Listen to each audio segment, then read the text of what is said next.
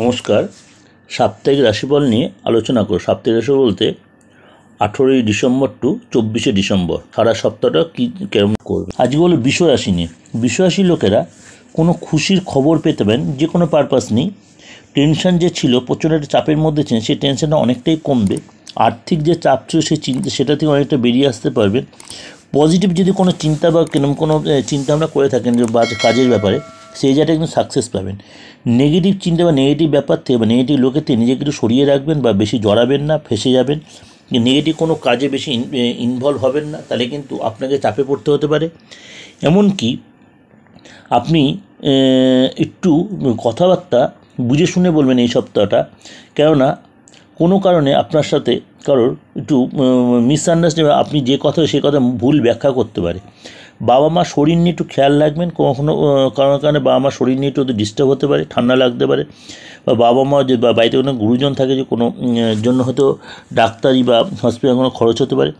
ছোটোখাটো বাদ বিবাদ হতে পারে ফ্যামিলি কারোর সাথে, সেটা আপনার মিত্র বন্ধু হতে পারে বা স্পাউস হতে পারে, বাবা মা হতে পারে, ভাই বোনদের সঙ্গে কোনো কথার মতের অমিল হতে পারে। এবং স্টুডেন্ট যারা আছে তাদের কিন্তু একটু ওভার কনফিডেন্স, ওভার রিয়াক্টের জন্য কিন্তু নিজেদের মধ্যে কিন্তু একটা সময়টা কিন্তু একটু ডিস্টার্ব হবে। মানে ওভার রিয়াক্ট বা ওভার কনফিডেন্সটা দেখাবেন না। যারা স্টুডেন্ট আছেন, বিশ্বাসী লোকেরা, সেটাকে একটু কন্ট্রোলে রাখবেন। কাজে যা চাকরি করছেন, কাজের জায়গায় কিন্তু শত্রুতা হবে, তাদেরকে একটু সমঝে চলবেন। চেষ্টা করবেন কথা কম বলতে। যারা কোর্ট কাছে আইনি ঝামেলা জড়িত, যদি এই সপ্তাহে কোনো ডেট পড়ে, তাহলে সেটা একটু এড়িয়ে চলবেন। কেননা হয়তো আপনার ফেভারে যেতে যেত জিনিসটা ডিসফেভার হতে পারে। সরি টু সে, এটা বলে রাখবেন। একটু সাবধানে মেনটেন করবে। কোনো নতুন ইনভেস্ট করবেন না ব্যবসায়।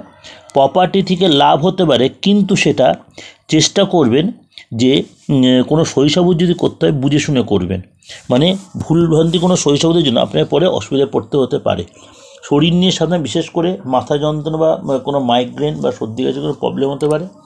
ওভারঅল কিন্তু সময়টা খুব খারাপ নয়, যেহেতু বছরের শেষ গৌরাশির ব্যাপার, শনিচন্দ্রের বীজ দোষটার জন্য বা চন্দ্র যখন ট্রানজিট হয় মাঝে মাঝে, এই জায়গাগুলো মানসিক অস্থিরতাটা বাড়বে।